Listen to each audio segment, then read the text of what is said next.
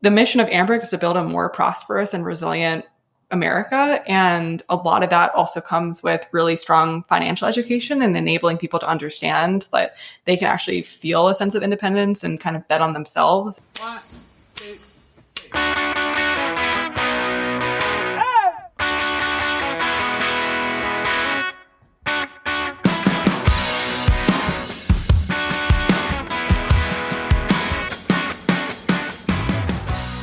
Coming up, we're talking to the CEO of Ambrook, Mackenzie Burnett, all about what's the latest going on in their business. The Modern Acre is presented by Ambrook, and we're super excited to be talking to the founder and CEO today on the podcast. If you don't know about Ambrook, listen to the podcast today, but also check out their website. The link is in our show notes. Tim, you were busy on the move this week, traveling in Salinas. You were all over creation this week, and ultimately at the Biological Summit. So, I mean, tell us some of your how did all that go? Yeah, I was on quite the boondoggle this week, Ty. Got a few extra cold brews to power through, but was over in the Salinas area Monday to Wednesday. Had a few meetings, checked out Reservoir Farms. We've obviously had Danny Bernstein on the podcast a few times, so it was cool to see it in action. It's a real place. It's not just an AI generated picture. So I was able to check out some of the startups there and do a little tour on Monday afternoon. And then Tuesday, Wednesday was the Salinas Biological Summit that I'd been to the past year. And so it was cool to see that event continue to grow and just all about biologicals. So I was wearing my AgList hat for that, kind of checking things out, but it was a pretty action-packed couple days. What's the vibe right now in the biological market? I'm curious what the biggest topics or, thoughts from the event were. Yeah, so like attending last year to this year, it's like a lot of similar trends. Like the audience is like not necessarily farmers, it's more kind of like regulators and companies that are developing products, or they're kind of talking through kind of discovery of products that are working. I mean, there's still like the stuff we've talked about like 2-3 years ago with biologicals, Ty, is the same. Like they're still talking about like the biggest challenge is grower trust, which is like why we built AgList. So yeah, I feel like we're beating a dead horse or something, but it's like the same challenges keep coming up. I'm like, that's why we built AgList. But let me pull up some of my notes here, Ty. Yeah, so the first day, Pam Marone did kind of a keynote on kind of the state of the industry, state of biologicals. That one's kind of interesting because it's stuff that you don't typically see on LinkedIn, but she kind of goes over kind of like the state of the M&A market and like what's happening. And she had a slide where she was talking about kind of the deals that have happened in the past year or so. And interesting to see kind of like, private equities, family offices starting to roll up biological companies, which we've talked about before, where there's, huge fragmentation in the market. There should be fewer companies. So that's starting to happen. There was like one company called Plymag that sold for 15 times EBITDA, which is quite interesting, like very big multiples on these businesses. And in that instance, I guess it was a competitive process where like both companies that were competing and kind of drove the price up. So, there is big opportunity for these companies to have good outcomes. Like that's a great multiple on a business if you develop a technology and there's multiple buyers at the end of that. So they talked about a lot of the end buyers are the Bayers, the Cortevas, kind of the big companies, but there's also, kind of this middle market with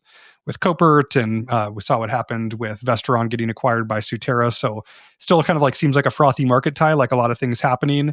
There's still kind of this bottleneck around kind of regulatory of getting products like through the pipeline to actually be in the hands of farmers. The farmer panel was quite interesting. There was like one dedicated farmer panel, and then Don Cameron, who's a farmer at Terra Nova Ranch, is his operation in California. He was leading a session with a lady from CDFA, and he was talking about their experiences using biologicals on his farm. And he was like very, very blunt about it. He was just like, we don't have a very good feel for biologicals as farmers.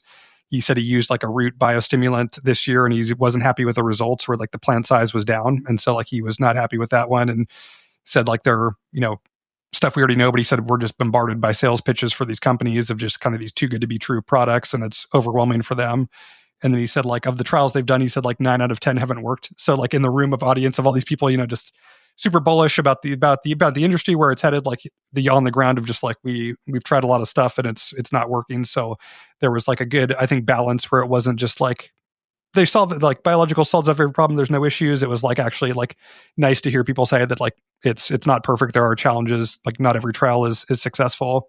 On Wednesday afternoon, I I moderated a panel that was about kind of how industry leaders are navigating the biological transition. So had the head of the California Almond Board on there, an executive from Bayer, and then a gentleman from Brazil who has a biologicals company down there. So I think I did you proud, Ty. Ran it 45 minutes with the panel. I took a bit of a fashion risk. I got some off-white pants, so it was like kind of khaki-esque, and haven't really done that before. I'm like usually a blue jean guy, so I think I pulled it off. Except Dad saw a picture on LinkedIn and he's been rousing me all day about it. My goodness, get yourself a pair of blue jeans. What's wrong with I was denim? off the farm, just like feeling a little feisty, mix it up a little bit. Oh man, this is what happens when you try to compete with me.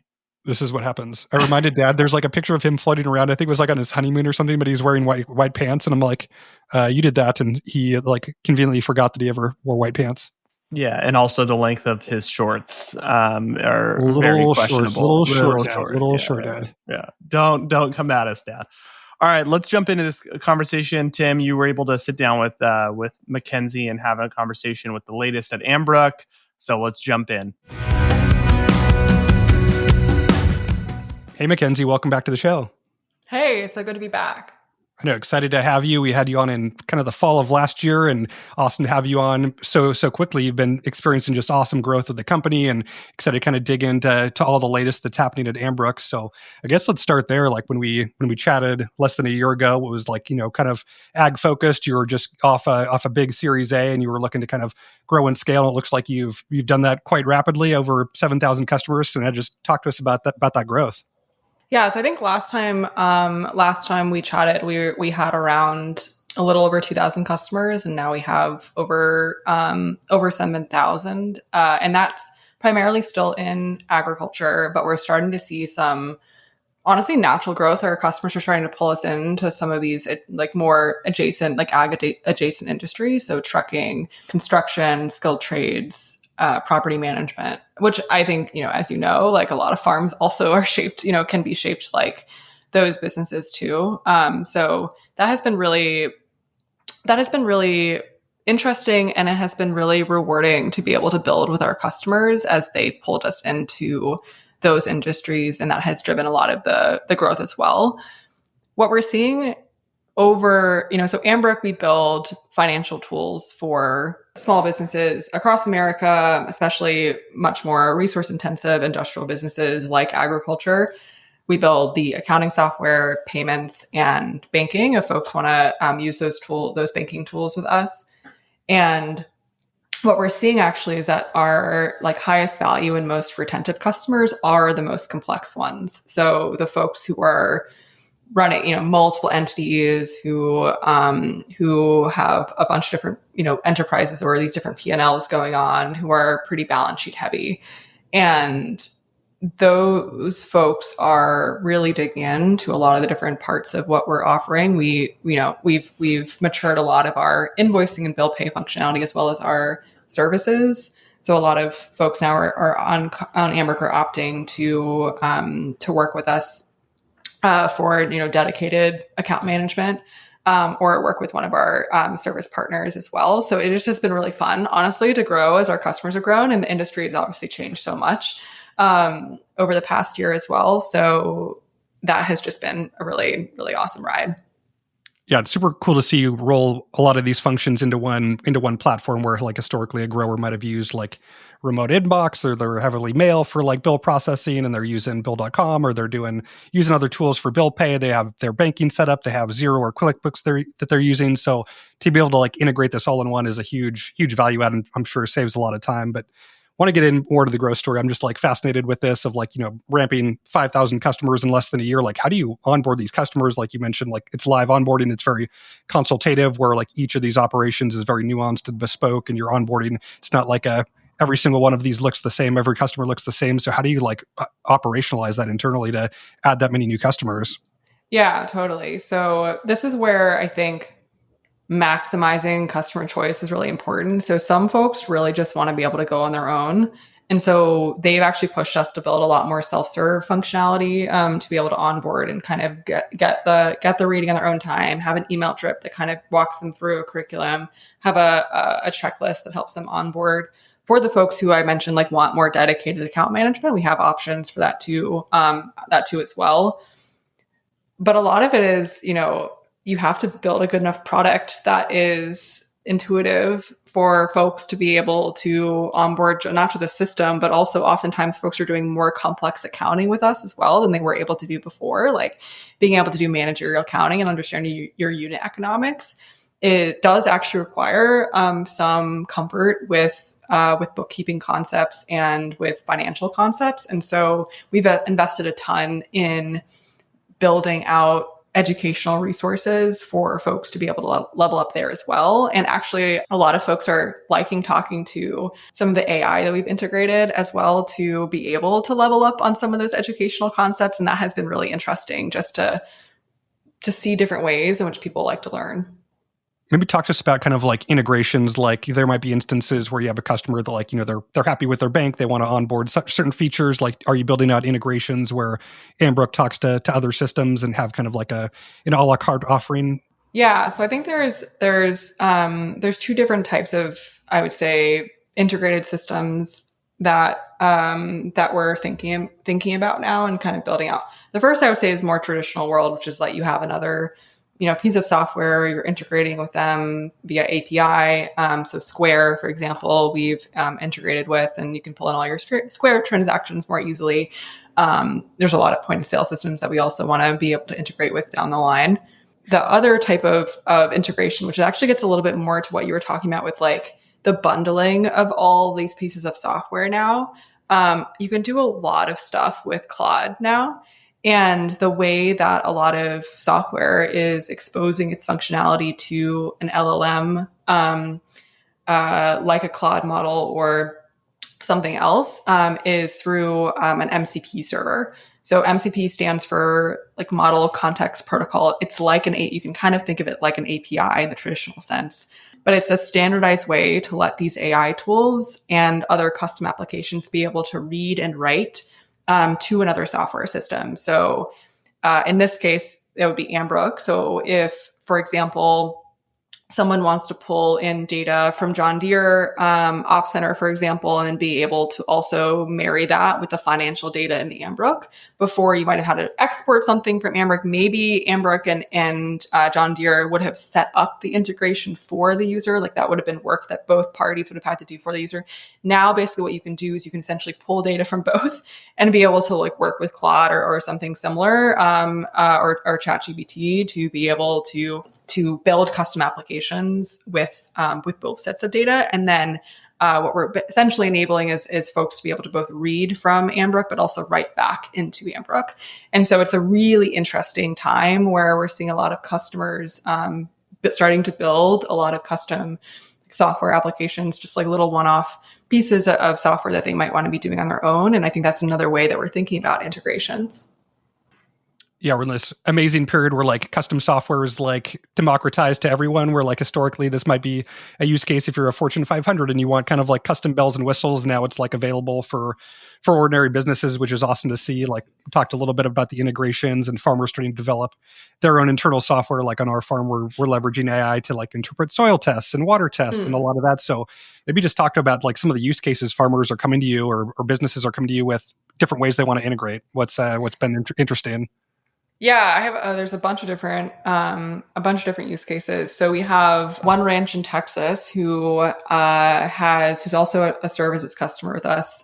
They've built out a full custom like operating system for their operation that handles hunt bookings, direct to consumer beef sales, customer contracts, like batch email workflows. The one thing that a lot of our customers don't want to do, sort of roll their own, is the accounting software. And so they've asked, just because there is a lot of, considerations to building out money movement and compliant, the sort of GAAP compliant accounting software. And so they've actually asked us to, they're going to be in our beta, our beta group for the MCP server to be able to start to pull in the financials more to a lot of the more operational side.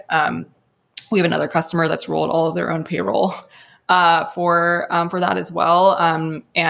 Again, like the read write capability into the accounting system is sort of what we're working with them on. And I think, as like we talked about last time, but we like to work really closely with customers to build out a lot of the software. We have groups of what we call design partners, which are our customers that have sort of raised their hand for different features that we're developing, and we kind of work really, really closely with them. We oftentimes visit their operation in person and build that relationship that way as well. But it also makes it a lot easier to be able to like really know like what someone wants, so we can build the right thing on our side.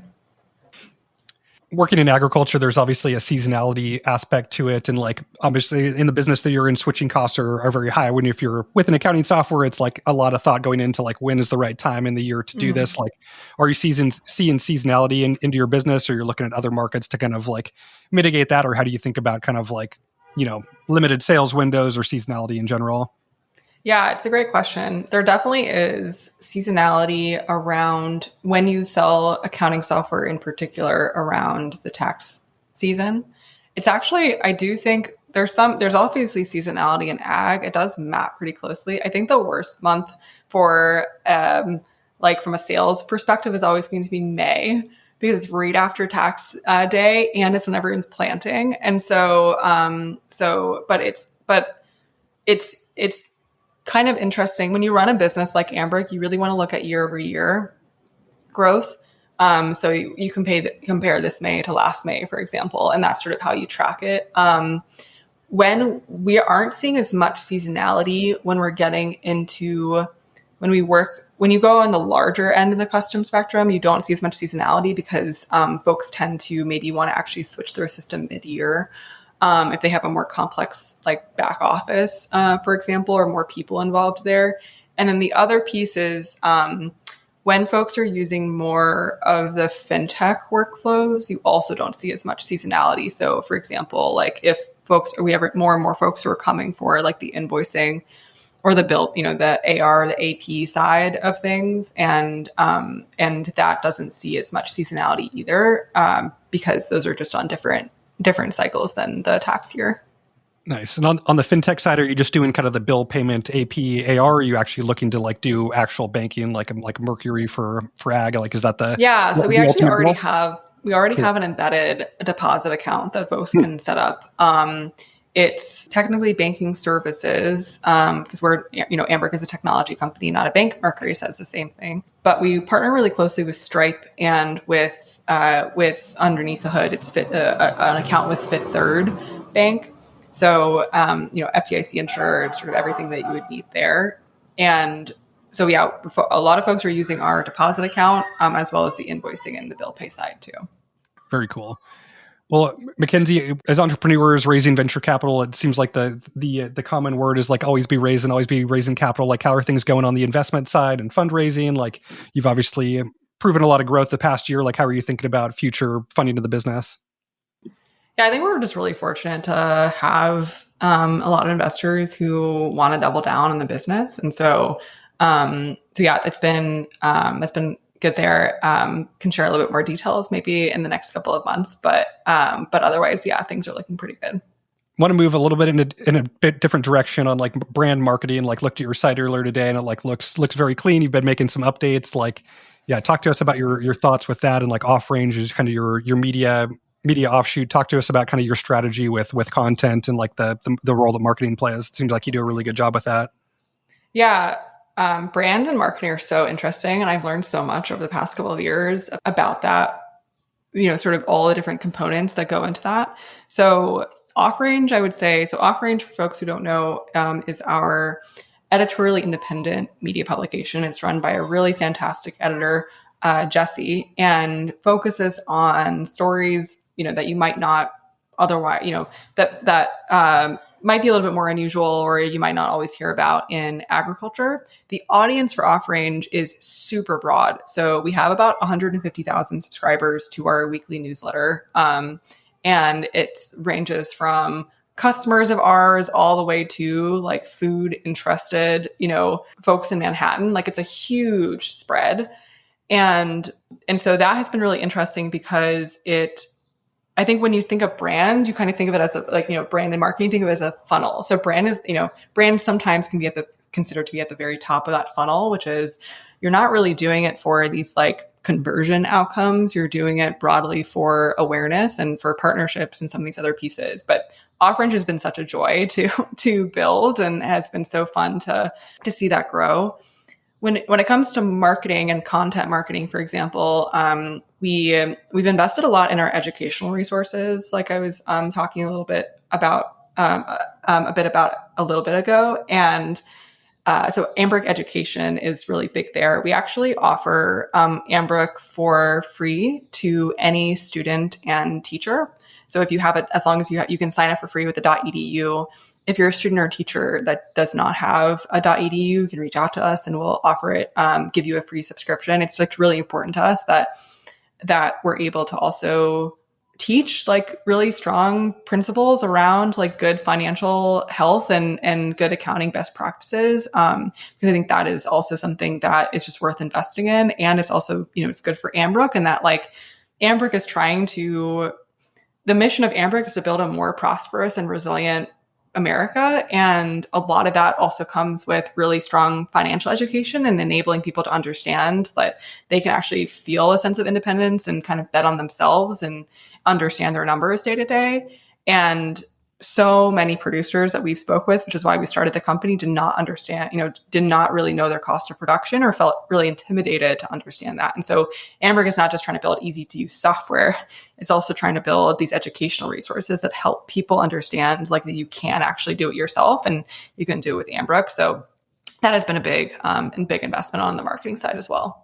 Yeah, it's super cool to watch. Like, look at a lot of ag tech companies, and the branding is always kind of like, it's whatever. But like, the aesthetic is very cool. So it's awesome to see what you've done to develop the brand and continue to tell that story. So I have to have a little bit of fun with it. I think it should just feel like, building a company should be a little bit playful too. Yeah, feels cool. Mackenzie, you've been leading the company for several years here. Like, has there been anything you've changed your mind about within like terms of building the business or how you lead the organization? Like anything you've changed your mind about? I think a lot of every business goes through these like cycles of, you kind of feel, it's like my executive coach calls it a chaos accordion. It's like just when you think that you have figured something out, like the chaos like starts to become a bigger deal again. And you kind of have to refigure out how you should organize the company or the team, like how you should think about the problem, how you should think about the market. I would say like every 6 months or so, if you're growing fast enough, you are having to figure out like pretty new shapes of problems, which sometimes requires you to kind of throw out the playbook that you were relying on before. And so I think that's something that I've gotten better at as the company has grown, is recognizing when the existing playbook is no longer working. And I'm not saying I'm perfect at it, but I think being much more willing to kind of throw an org chart out the window and just kind of like reorganize the entire company over a weekend and like, come in on Monday and be like, all right, here are our new sort of team shapes. Like just being more willing to see it as a malleable thing, because especially now, like technology is changing so fast in a way that it is completely upending what is possible to build or how fast you can build or what the team shape should be. And so just being really willing to do that really like quickly, I think has been something that I've had to learn. Yeah, I think that's an awesome way to think about it, like very self-aware of like how you lead a 10-person company and how you like organize that versus a 50-person company versus a 100-person company. It's totally different styles and structures to do that. So to have the self-awareness of like, hey, we're at a different time now, so we might need to like shift things around to get to the next phase of growth is really cool. Yeah, and no one tells you when it's time. Yeah. Like no one's going to knock on your door and be like, time to change, like you have to recognize that yourself. Totally. Well, Mackenzie, this has been a ton of fun. Like as we wrap up here, maybe talk to us about kind of your goals for the rest of the year. We're halfway through 2026. Talk to us about kind of the objectives. Is it to get to 20,000 customers? What's the North Star right now? Honestly, I think the North Star is to make sure that we're meeting the moment and be able to both meet the industry where it is today, but also I think where it will be in 12 months when you just see like a pretty rapid change in a lot of technological capabilities, and make sure that we're working with the right customers who are kind of leading us into the future in that way.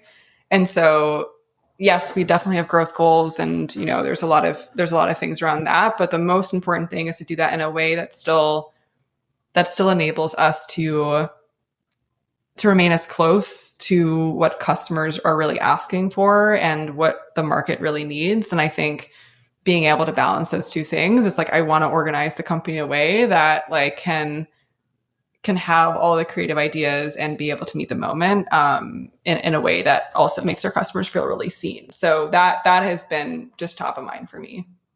No, that makes a ton of sense. We're excited to probably have you on next year to talk about the growth that you're going to see over the next year. And as we wrap up, Mackenzie, how can our listeners get in touch and connect with you and Ambrook and OffRange? Yeah, so I think the last thing, I'll just like leave folks with is like, if you've ever finished a year and not been sure which part of your operation actually made money, that is the problem that we solve. And that's not by adding complexity to your day-to-day, but by giving you like a real-time picture of your financials by enterprise, by entity, by whatever unit of business you care about. Most of our customers tell us the first thing after they felt, the first thing that they felt after setting up Ambrook was relief. And so that is definitely, I think building software is actually about understanding emotions and what emotional journey you want to make sure you take people on. So if that sounds like a problem that anyone who's listening has and wants to learn more about it, you can check out ambrook.com, and more than happy to point you toward whether or not you just are looking for educational resources or you're looking for new software. Like we want to be there for that. So Tim, how did your conversation with Mackenzie go? What was your takeaway?